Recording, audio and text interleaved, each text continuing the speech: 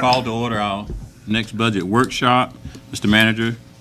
Thank you, Mr. Chairman, members of the board. As you'll recall, this is the piece of the budget which is called the service expansion piece. You have the continuation budget, which is simply continues the existing services that you have next year, exactly what you're doing this year. So anything that's a change, whether it's a plus or a minus in services or programs, is put forward in the expansion budget.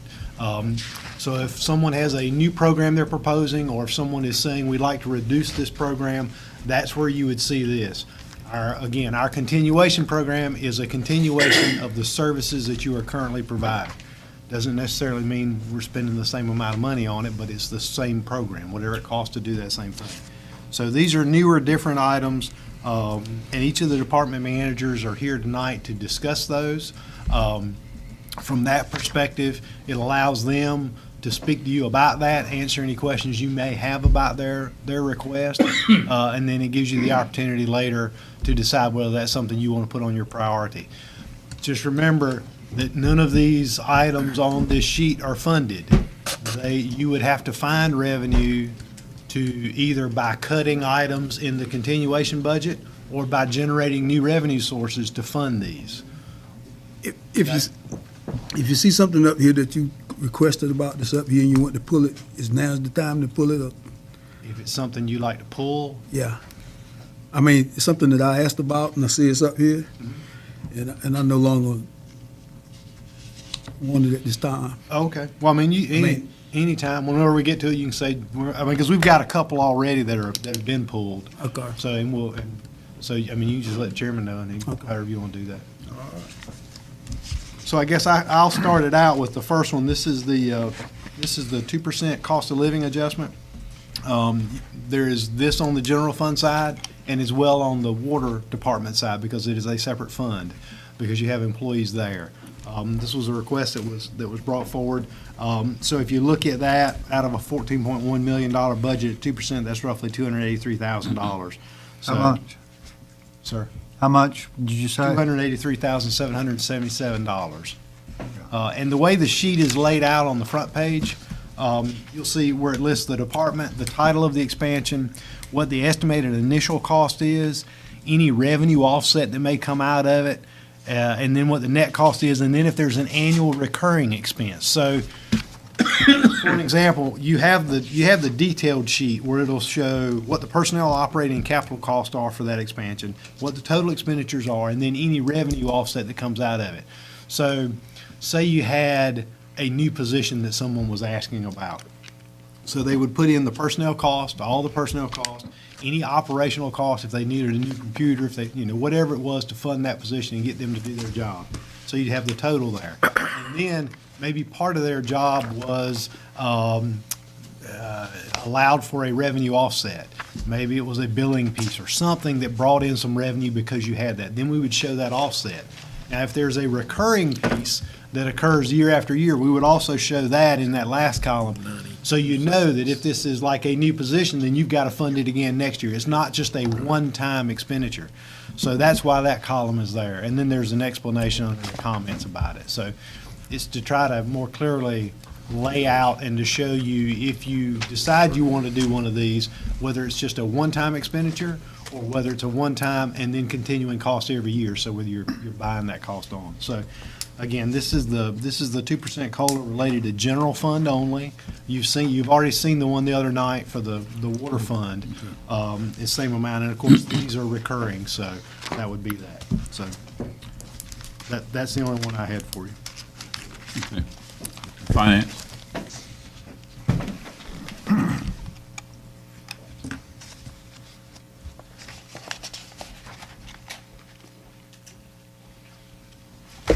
Good evening.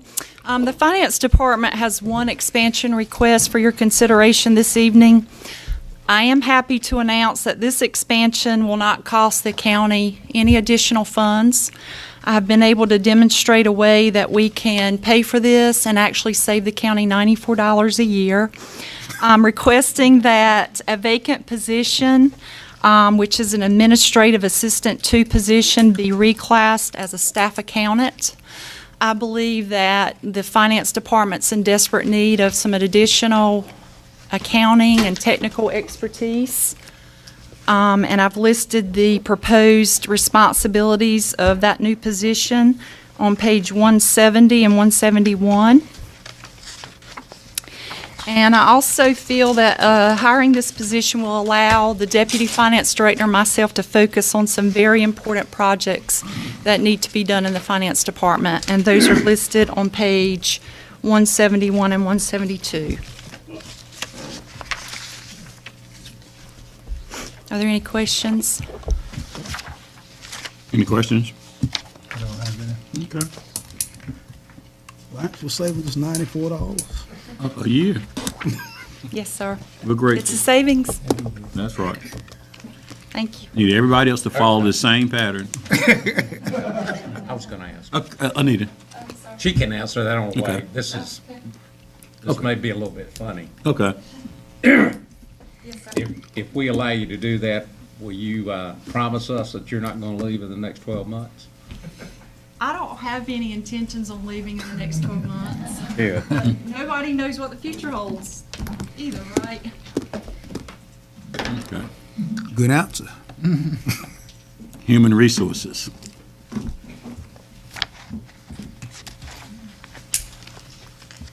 Good evening, Mr. Chairman, Commissioners. The human resource request is to establish an employees assistance program. And if you look on page 174, you'll see the scope of services provided. And this program would provide confidential assistance to employees and management in working through life challenges that may affect their work performance. The company offers assessments, counseling, referrals, training for supervisors. It's also available to employees' family members. They produce a monthly newsletter for employees and supervisors. They have a 24-hour answering service and on-site counseling for traumatic events. The request is for $6,606 for our 328 current employees, and an additional $504 for our 27 waterfront employees, and the total $7,110. And these would be self-referrals. The employees would seek out the assistance themselves, or either there could be a supervisor or manager referral. Questions?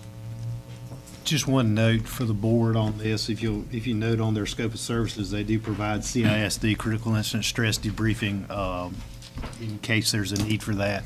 Currently, our fire, EMS, law enforcement, they do that. They have a special group that will come in and do that, especially for them.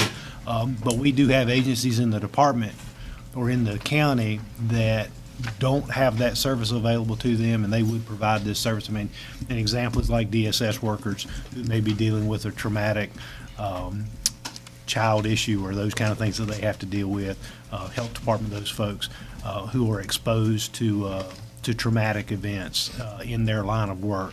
This allows for a CISD, which is a really good thing. You can ask any of the emergency responder folks what a benefit that is. So, just want to make sure that was clear in that. The cost actually includes 4 counseling sessions. If there's a need beyond that, there would be a referral, and the employee would handle that themselves.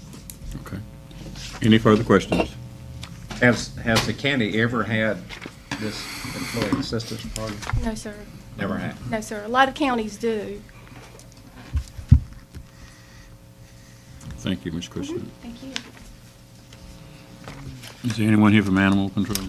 I don't see Billy. I don't know whether he got hung up on a call or not, but I'll be glad to run his request for him.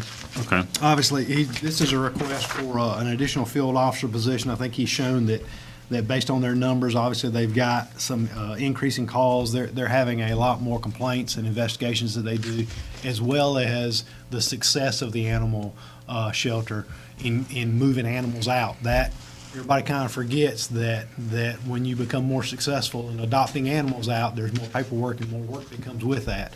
And they have a lot of volunteers who are working hard to do that, but then there's also the piece that they have to pick up and coordinate with those folks. So he's requesting that. That piece does include a vehicle, so that would be one of those one-time initial costs. So you can certainly read through that if you have any questions on that. The second piece is he's asked about is an electronic sign. I think you got some quotes on there for about $29,000 to put up an electronic sign out in front of the animal shelter to change out the sign that's existing, to hopefully provide for some additional information to the public as they go by and make it a little more attractive and try to drive some traffic there, as well as being able to with the message boards being able to change a little bit so they can advertise for when their rabies clinics, when their adoption clinics, when those things are going on. So so you'll see that he's done some work and actually got some quotes on it already. So Okay, Commissioner Booth. Do they have any money in their budget to defray this cost for this sign? no, sir. This would be something new. This would have to do. So. Commissioner Buzzio. All we have is one quote. As a budgetary quote. It's just a budgetary quote. Yeah. We didn't, for things like this, we didn't necessarily ask them to go out and get three. We asked them to get one budgetary quote, and then we know that's at least the number if it comes, and we would require more than that if you actually funded it. Okay. Then we would go out and get. So if we approve it, then you want to get the three quotes. Right, we would. Okay. We would follow our normal purchasing practices on that. This is more for a budgetary piece, so we would know that it wouldn't be any more than that. Okay. Any questions? Okay. Soil and water.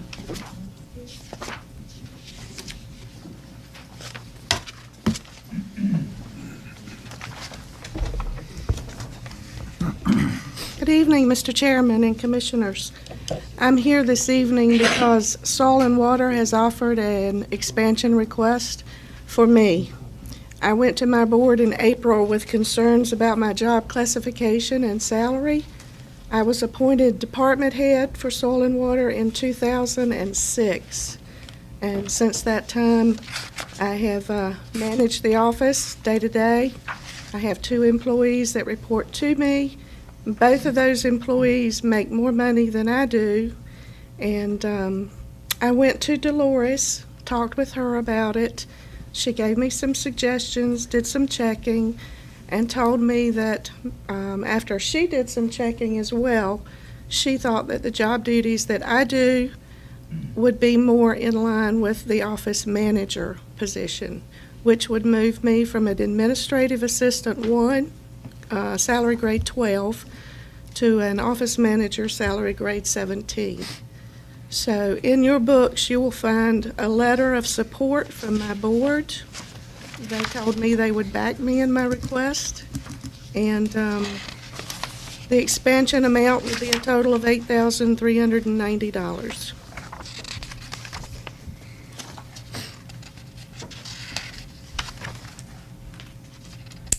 Does anybody have any questions on it? How long have you been working at your current job? I've been with Soil and Water since 2002, 14 and a half About what years. you're doing right now. Since 2006, 10 years. When did you become, excuse me, Mr. Chair? Go ahead. I know you stated, but when did you state that you became department head? In 2006. So you been, okay.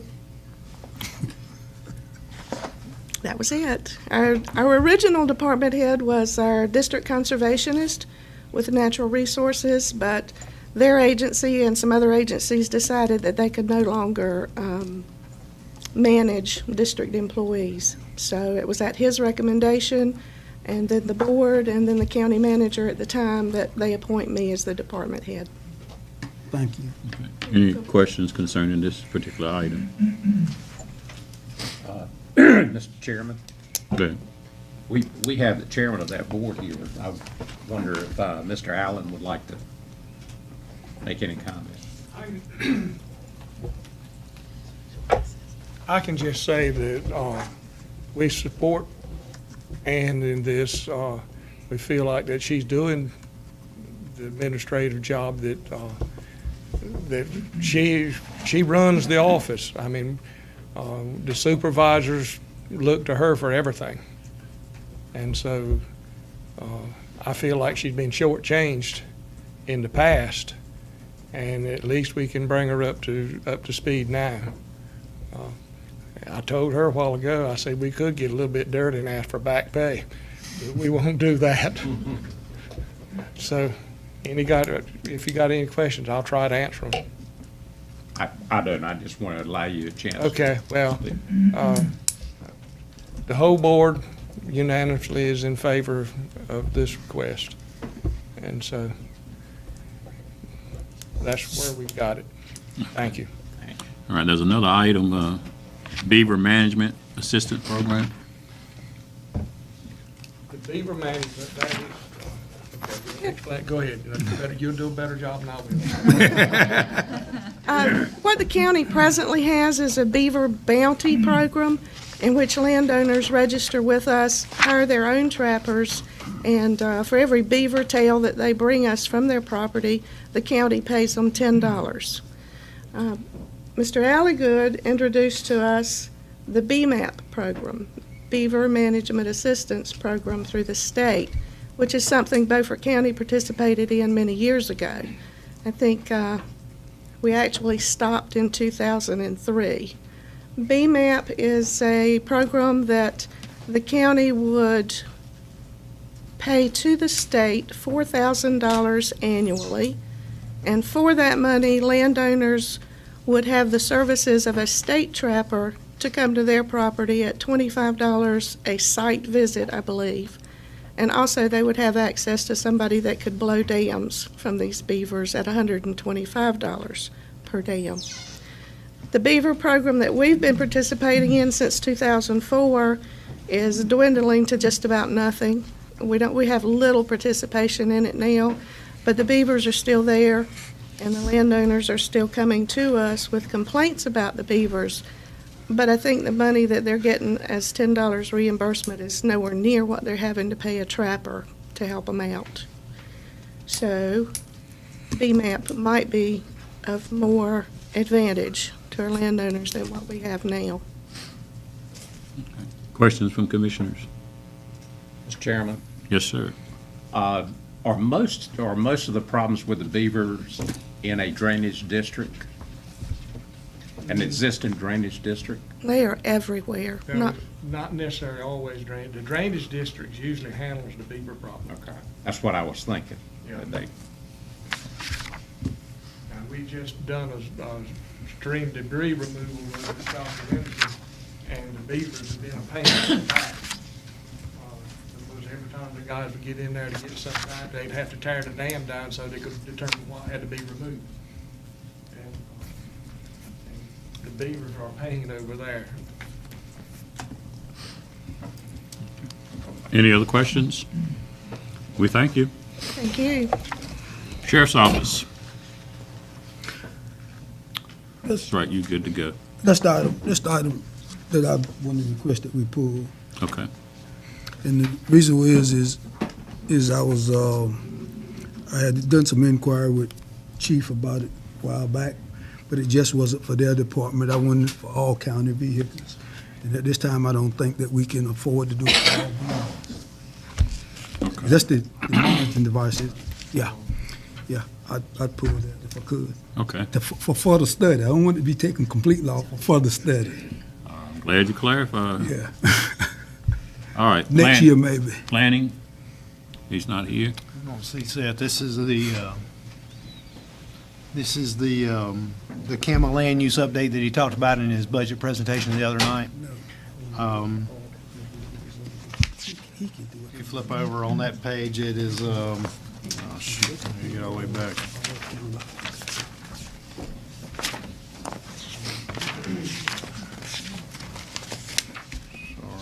It is on page 206. This is to hire a consulting firm to come in and develop a countywide plan. I think he described that during his budget presentation, his department presentation. Are there any questions regarding that? I'll try to answer them or, okay. Questions from commissioners? Is this the one, excuse me, on emergency management? This is out of planning. It's the CAMA piece. Page 206. Oh, okay. It's the one that y'all talked about the other night. You Okay. asked him a couple questions about the other night.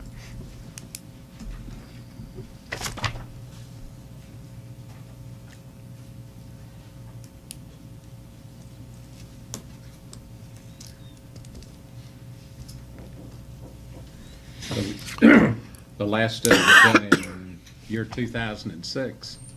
Yes, sir.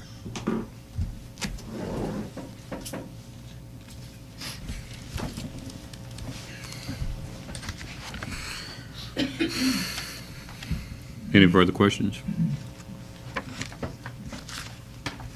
Okay. Cooperative Extension.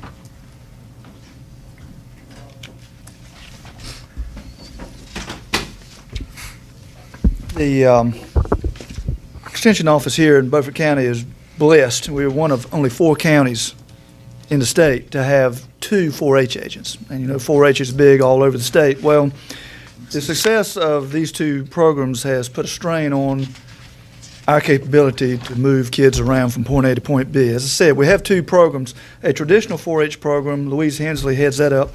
I have Erin Massey with me. She's our other 4-H agent, and she is funded partially through NC&T State University. Her program is targeted towards limited resource youth, and it's very successful and growing by leaps and bounds.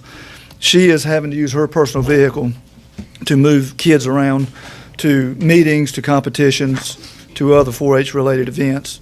So we've approached the county to ask for some help with transportation to move these kids around. Brian, I'm going to rely on you for the specifics if you want to do that at this time. We have worked with some other funding partners to come up with some of the money for this project, and we've been very successful with that. So, Yeah, and I think I shared that with y'all previously. Raymond Keithan with Potash, I had a conversation with him. He actually called me, and then I ran into him at an event, and he said that they were willing to cost share with you on that they were very supportive of the 4-H program, thought that it did a great job, and that they wanted to support that. And the way they would support that is they would pay half the cost of a van, or of 2 vans, or of 3 vans, or whatever it was you needed van-wise.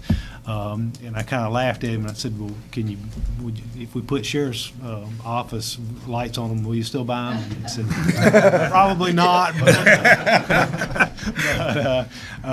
But he said that they would, if 2 of them were needed, they would fund half that cost, if the county would match them on it. If only 1 was needed, they would fund that, but they were willing to fund as many of those vans as 4-H needed to adequately handle that program. and safely. And that's one of the issues for us was the safety.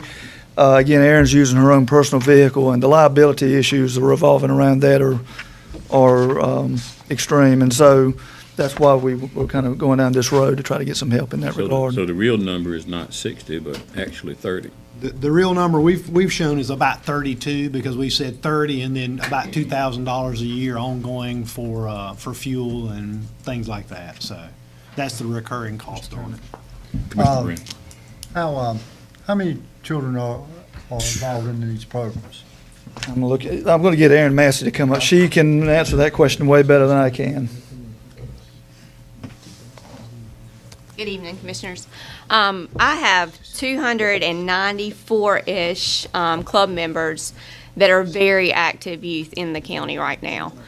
We also have kids that come in and out and float, but these are the kids that are going to club meetings at least once a month or more often than that. And like Rod was saying, I serve primarily limited resource youth. So when I drive up to someone's house and pick up my kids to carry them to their club meetings or whatever they want to participate in, I am constantly having to turn away other kids because I don't have room in my car. And not to mention just the liability of it all. And my husband's an insurance adjuster, so you know how that suits with him. But you know, we do a great job serving the youth here. We have a booming program. We are the #1 county as serving limited resource youth in the state. So So, Yes, her program is highlighted by NCA&T State University as a model for what she's doing across the state. It's very popular. but we do need transportation to get these youth the places they need to go. And one van will, a 15-passenger van, if you're going on a trip, it really limits you to about 10 youth because you're going to have luggage in the back for your trip. So we were looking at kids we thought would be going to North Carolina 4-H Congress, which is a big leadership event that we have and host every year in Raleigh. We're looking at probably 14 kids that are wanting to go this year. So I'm going to have to tell some kids no. And when I rent my 15-passenger van, that usually runs about $800 when we get insurance and everything on that 15-passenger van. I just have to watch my budget. I can't get 2 of those vans, so I'm having to turn kids down. And I hate that because we are a growing program, and these kids deserve it because they're putting their work in. These are kids that are doing oral presentations, showing livestock, coming to every meeting, volunteering, doing community service. They are putting the work in, and they deserve to be a part of the program. One more question. If this van does come to light, how do y'all cover your insurances and things of that nature? We've had so many discussions about that, I can't even remember where we landed on that. We were going to have county, this van was going to be licensed by the county, so we have county's insurance, yeah. But the other thing is, let's say if the county did one and Potash did one, so then to maximize your efficiency as far as taking children, you would need to either invest in or rent what you call those covered trailers that you can put all their luggage in. I can't think of what exactly. U-Haul, yeah, U-Haul. That's typically what happens is they'll use their vehicles and then one of them will pull a trailer. We've been borrowing one, but we've actually almost purchased one. Our church was selling one, so I've managed to take some money that I had in my ag program and purchase this trailer for our use. So we'll actually have that. Okay, very good. Commissioner Booth. I'm fine with it. They do a good, all I can say, they do a very, very good project. And every year that the kids have been to our convention, they have been role model kids. Could these be used for other county activities?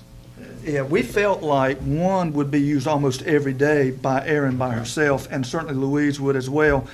The other one, if we were fortunate enough to get to, we had talked about making that one available for other departments, and periodically when they need that, they can sign it out or whatever. So absolutely. That's good. Okay. And I would say that's the case for both of them, but I just feel like one of them will be available most of the time. Okay, any other questions? All right, thank you. Thank you both. Public buildings. You have 3 items.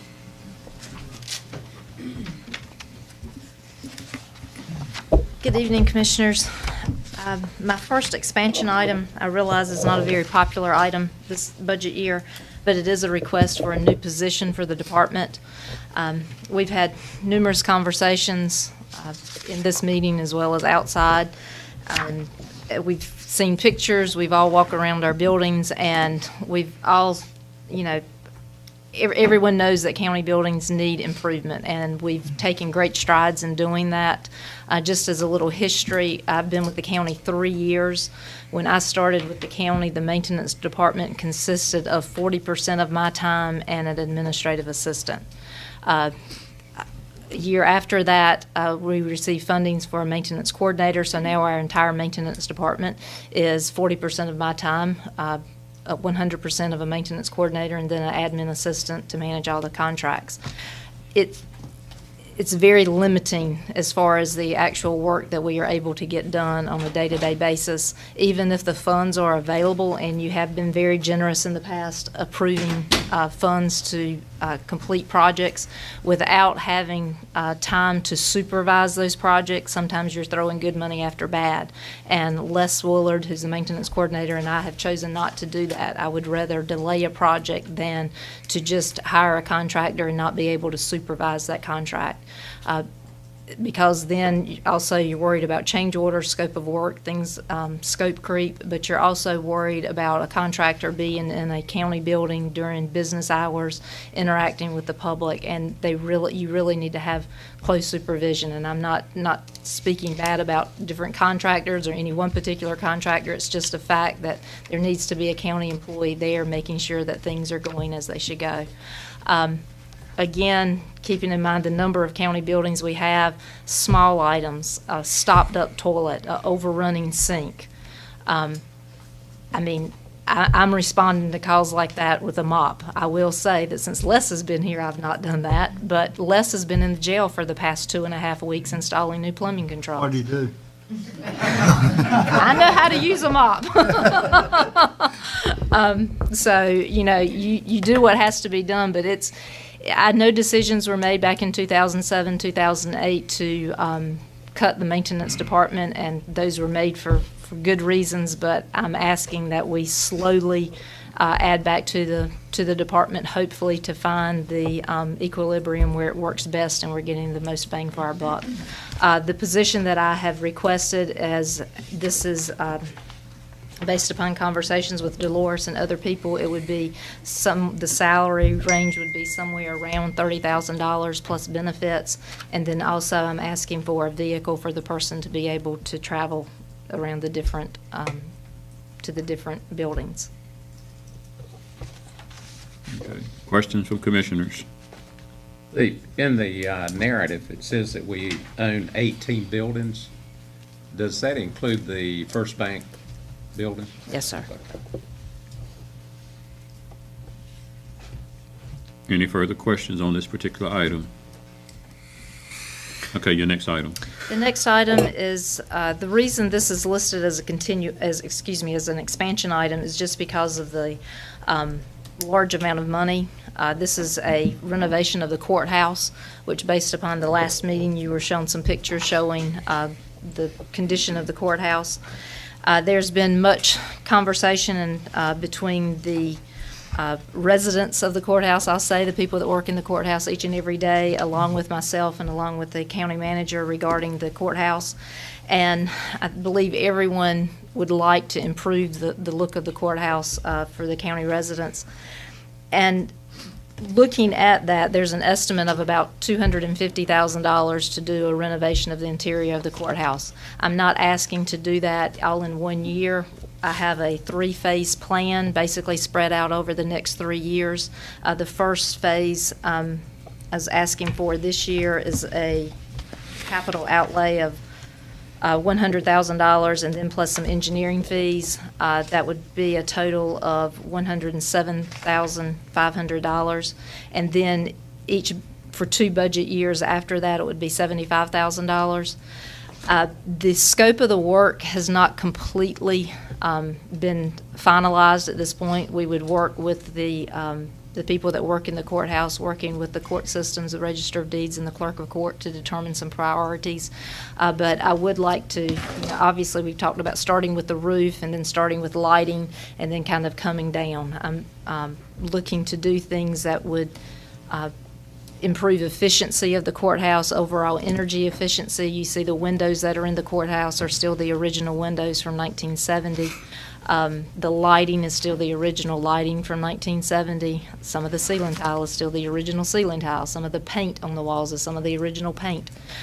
So we're just looking to do that, and again, being considerate of the county's finances, looking at doing that in a 3-year plan.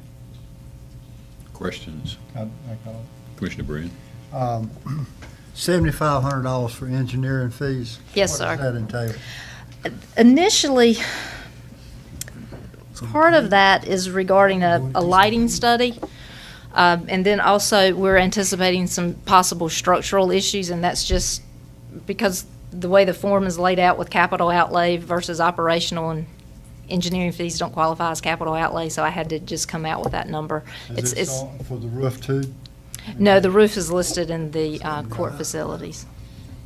Okay. And that's not a hard number. That's just a number that may be needed at some point during the overall renovation.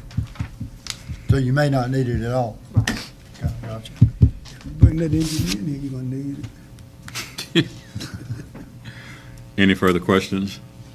All right, your next item. My final item is also dealing with the courthouse, and again, just because of the dollar value, it's listed as an expansion item. This is dealing with the renovation of the magistrate's office. The clerk of court, district court judge, and county manager and myself met, and along with the chief magistrate, and they expressed to us some concerns that they have regarding the overall efficiency of the office, as well as safety and health concerns regarding that office.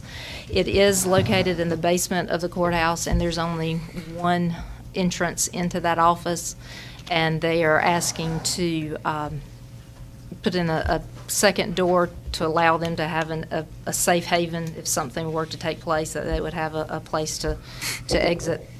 And they're also asking, as part of overall the security measures going on, to be able to redesign to give them additional space. Right now, if you go in there when the officers come in, and Chief Deputy Rose may be able to speak a little better on this, but it's a very small space that's there where the officers are able to put suspects as they're waiting to see the magistrate.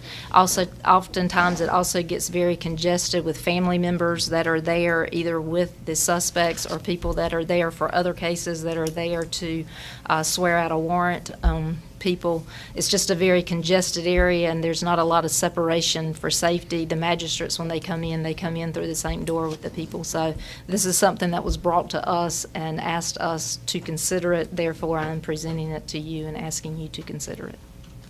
Questions? Mr. Chairman. Commissioner Waters. Do you mind stepping up there? Sorry, I put you in that one. The two questions. The consultants that were here, I'm sure that they probably made some comments as they went through that area. Does the changes that's being proposed, does that pretty well fall in line with maybe some of the comments the two consultants had? I don't believe that their assessment's going to get into the physical plant of how things go. I think that at least at this point, it's just going to be of an overall synopsis of what we have and where we need to go. So I don't think it's going to drill down into those specific details. The second question relates to the possibility of trying to redo some other areas there, like the storage area for the register of deeds. If that was to move to another location, would that change the potential to make some different changes in this office? There's actually quite a bit of space on that floor that could be available to be used, but construction would have to be involved. I mean, walls would have to be removed. I mean, you would actually have to remake the space that's down there. Some of the issues that have been spoken about recently is, when it comes to taking prisoners down, you've got somebody in custody and you're in a public area, then you go to a secured area, then you go back to a public area before you deposit them into the jail. In most of the modern facilities, once you get to the point where you're at the magistrate, you're in a secured area, then you never take the inmate back to an unsecured area. So those are things with the space that we have. Unless we do completely remake the basement level, then we're probably not going to be able to get to all that point, but there are things that we can do and that can be changed to make it safer for everybody that's down there.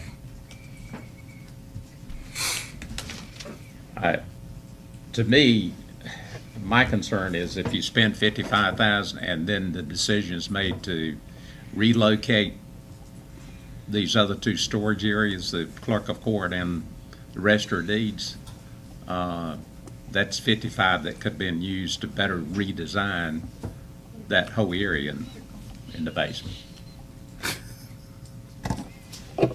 You got something to say, Ed? No, I'm just grinning.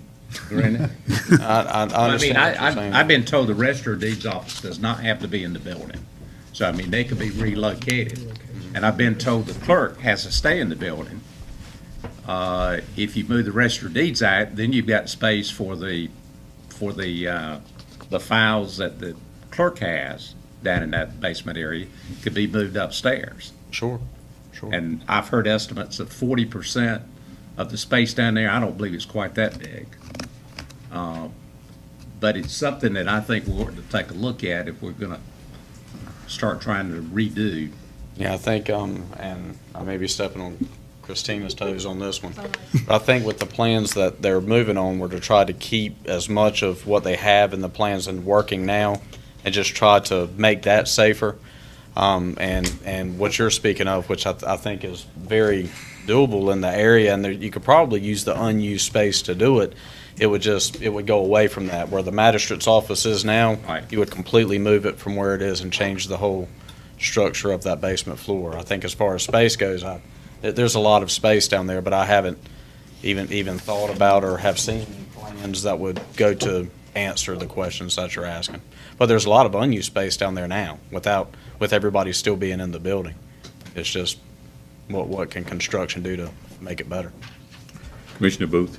Chief, and this for you and Christina, you stated that move the magistrate's office or get them into a secured area.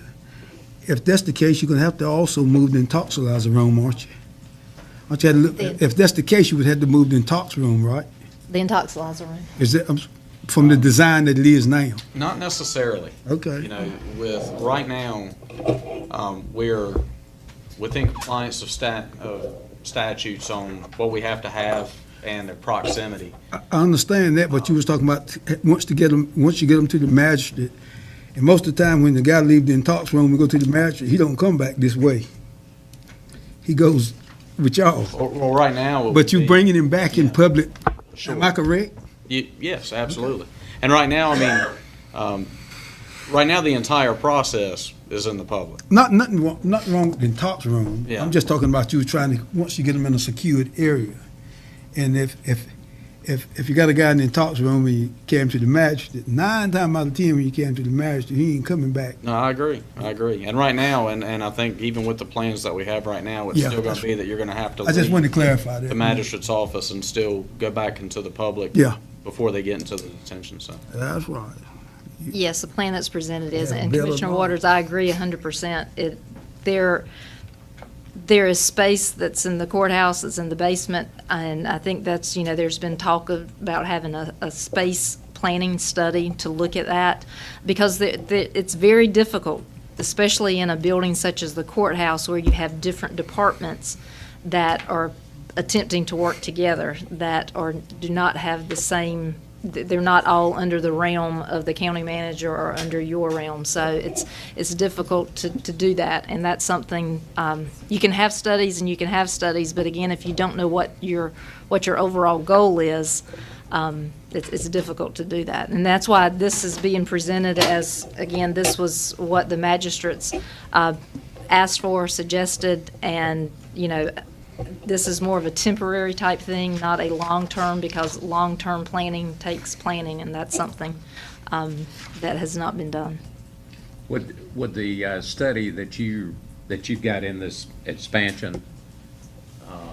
Not in the expansion. It's actually in the continuation. Okay. Would that address the basement in the courthouse? If there's enough money to go that far. I mean, our goal, we recommended $50,000 to look at as many of the buildings as we could look at. I mean, the big piece was you've got to figure out what you're going to do with this first bank building, and then look at this building. How are things going to change? Obviously, from there to here, are there issues across the realm of all of our departments? I don't know how much $50,000 is going to get us, but if you want to focus on those, we can certainly focus on those. Thank you. But there's a lot to look at. Well, gentlemen, if you're gonna move the registered deeds, you're gonna have to figure out where you're gonna move them. You're right. You're gonna move them. I mean, there's lots of scenarios, but each scenario you're talking about is gonna cost a lot of money. Yep. You move the registered deeds into this building and move this building over there to the first bank building, then you're talking renovation, lots and lots of money for renovations. That's I mean, it becomes a domino effect there, and each domino is probably a couple of $100,000. Thank you. Health Department, That wasn't bad, was it?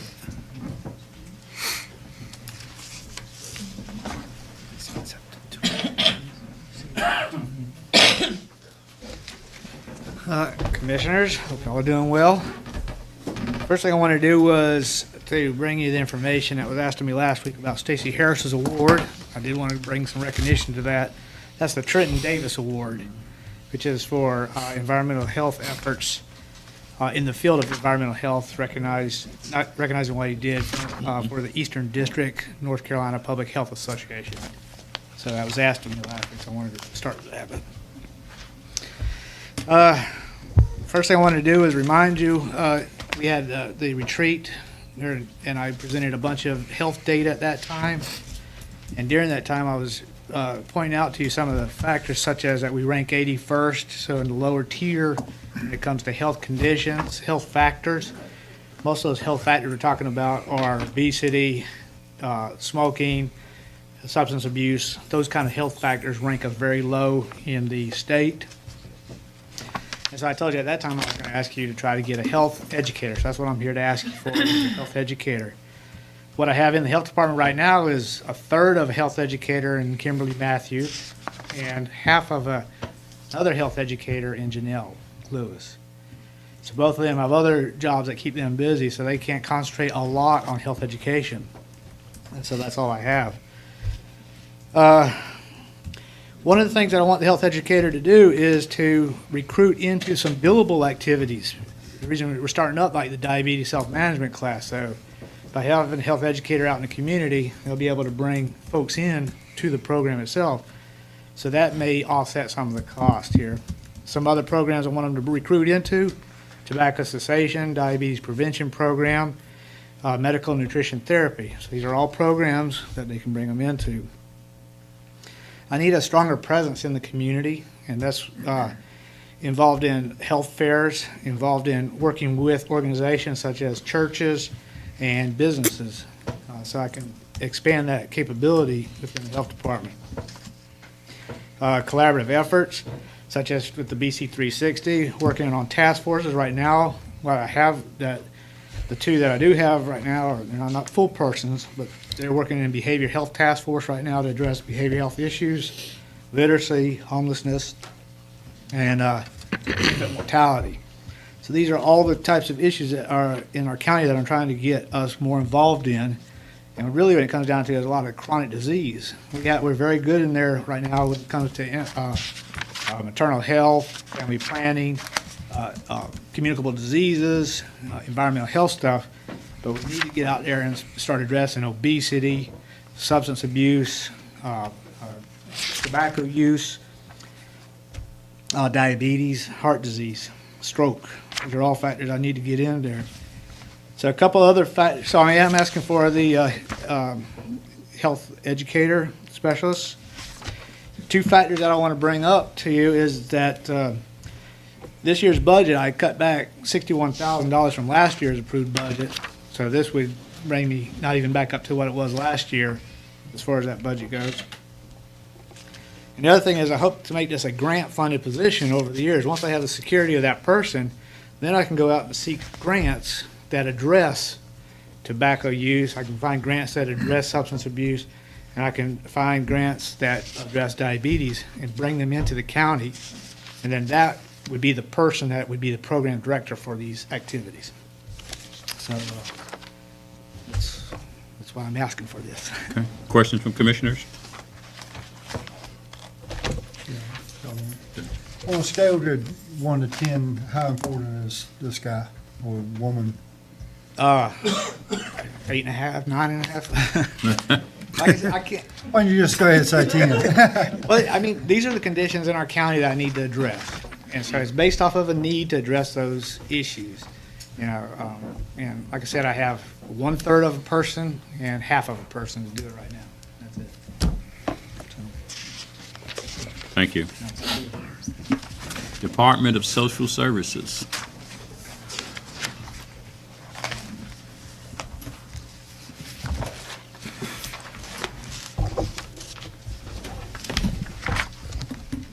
evening, Commissioners.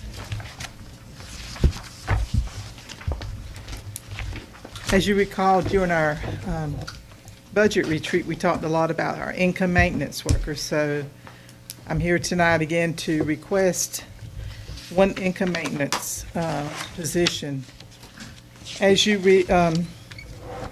remembered, we talked a lot about the Medicaid, and the food nutrition caseloads have increased by 12.9% and 62% since 2008.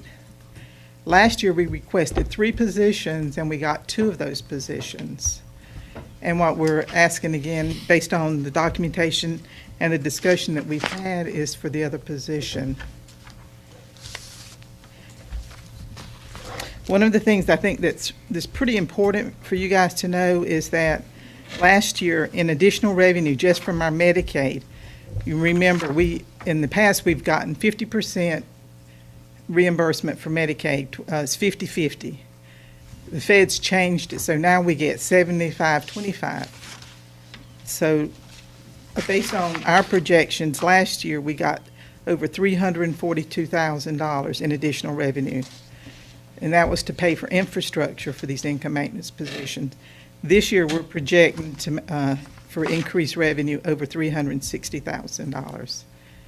What the piece that goes with that is that we're getting, our state auditor is saying now that they're going to come to counties and say, what are you doing with that additional revenue? And we have some county DSSs now that are undergoing their single audit. And one of the questions they're being asked is, what have you done with your additional Medicaid revenue?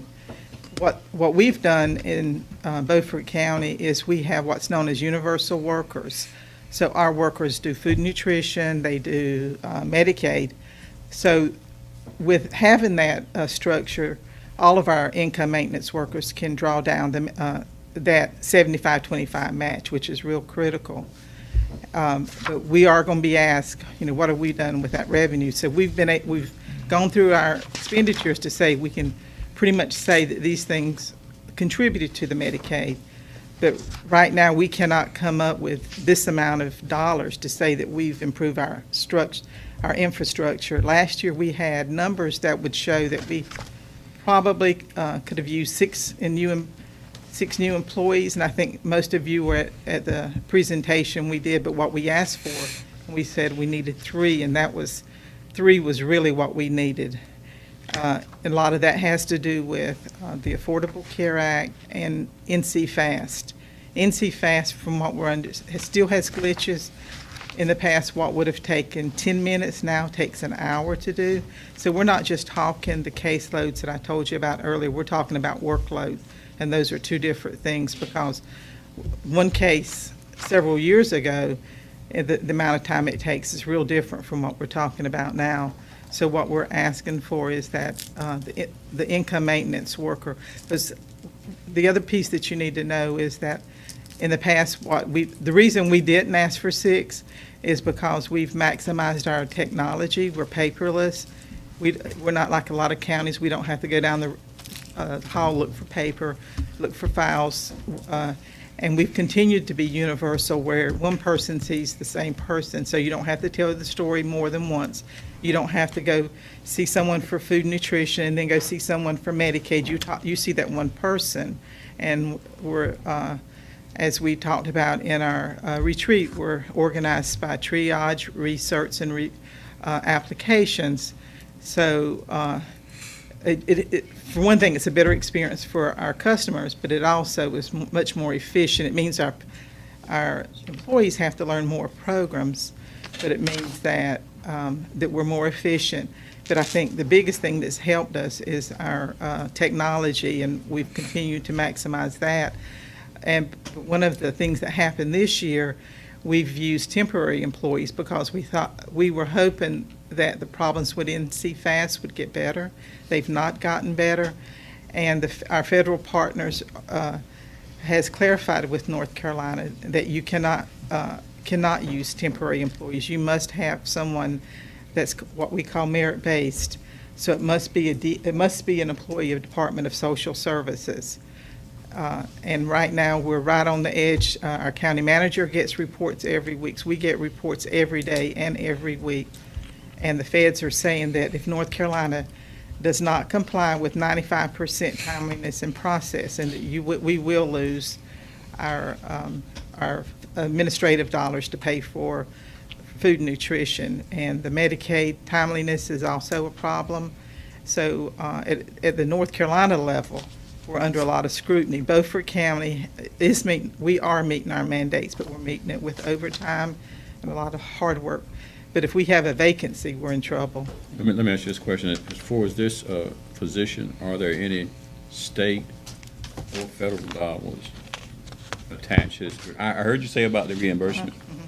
What I'm saying is just straight up personnel-wise, are there any federal or state dollars that are allocated for this position? Yes, we project the position with all the operational expenses would be $48,259. We have revenue to offset it would be $26,792 for cost to the county to $21. That's on page 219. Okay.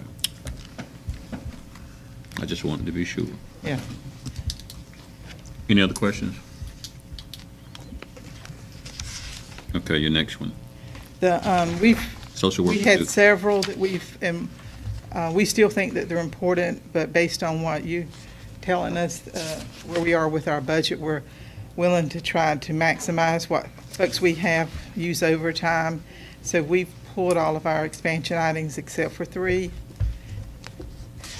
We think the social work position is still critical to us. We're looking at ways that we can make it for another year, but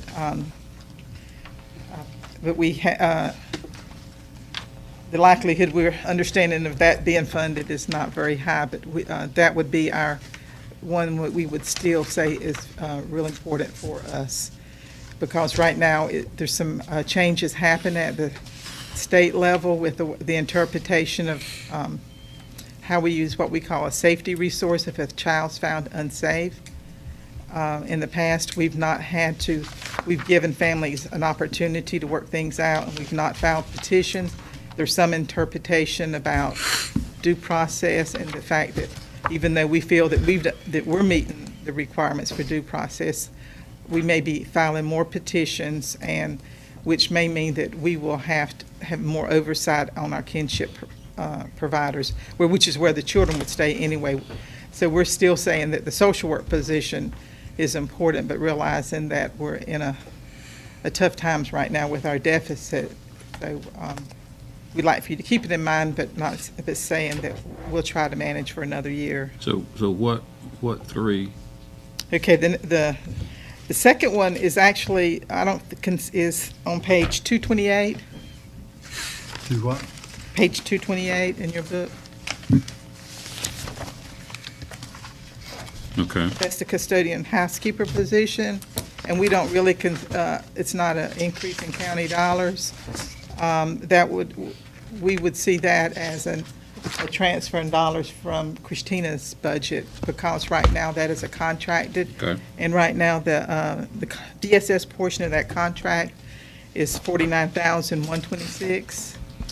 And what the total cost and what you see on page 229 is showing 28,000. What we've recalculated that, and the county cost is 26,534 with the revenue to offset. But keep in mind, these dollars are already in the county budget. And we're just asking that DSS have control of the person that's providing custodial service in our building, just because of the high volume of traffic we have, and we feel that the current contract's not meeting our needs.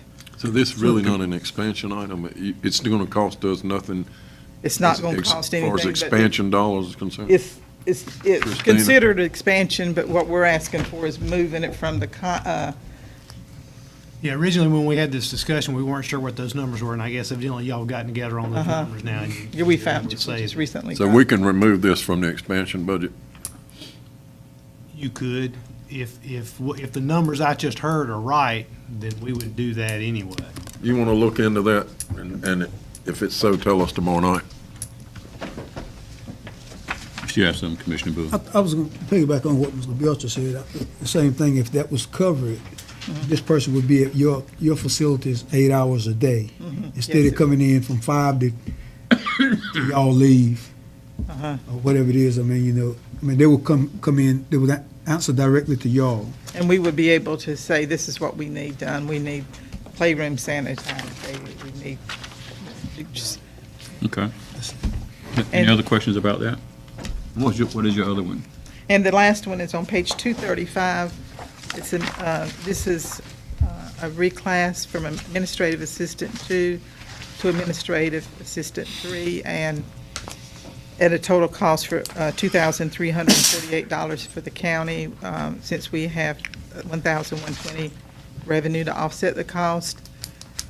Based on, as you know, we're under Office of State Personnel as the types of duties we can assign folks without them working outside of class.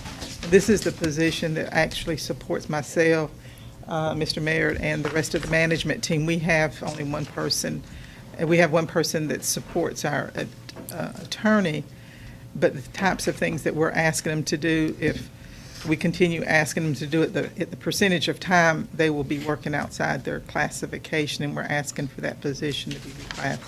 Well, that's fully funded by Fed and state money anyway. Well, it's the amount that I've given you would be the county dollars on page 236. So we do have money to offset that. To offset the county dollar? We the total expenditures is $3,468. We're showing in our budget that the expansion on it, the amount that we would have to pay is $2,348. That's correct. And so that is an correct. expansion item, $2,348. Yes. Okay. And understanding under the State Personnel Act, are they requiring you to reclassify this position? If the person is doing the duties that we need for them to do, they would be working outside their class, which we're not supposed to do. Well, I know we're not supposed to do it, but we just had a young lady that done it for 5 years. I know. And I was wondering, did the SPA what they're saying to reclassify this? What they're saying to us now, they've been understaffed at the state level because they weren't sure how things were going to fall out with local government, so they're staffing back up now. And so what we're understanding, that's one of the areas that they will be providing more scrutiny, is to make sure that at the county level that we have people in the proper classification. Is that part of the state auditor's strip down here? Not necessarily, but that first one is the one that does worry me. I got you. Any other questions? Thank you. That moves us all the way down to outside agencies, doesn't it? It does. We don't have anyone here for that. That's right. I wasn't where we were pulling as many as we were pulling tonight. So you have outside agencies scheduled to come in tomorrow night to do their presentation to you. There's some of them in here, you can do them tonight. Billy's here too. I mean, he just evidently, he came in. If there's any additional questions you may have on the animal control side. Were there any? I don't have any. Okay, we're good. Well, I kind of agree with Commissioner Booth. There's some of the outside agencies, there's no need in wasting their time coming. I don't mean to say that to be funny, but I mean, some of these requests, you know for a fact, we simply cannot do. But everybody's entitled to their minutes before us, so we'll just let them come. That's it. I believe that's it for the evening. Good. We'll adjourn until 5:30 tomorrow. We'll adjourn.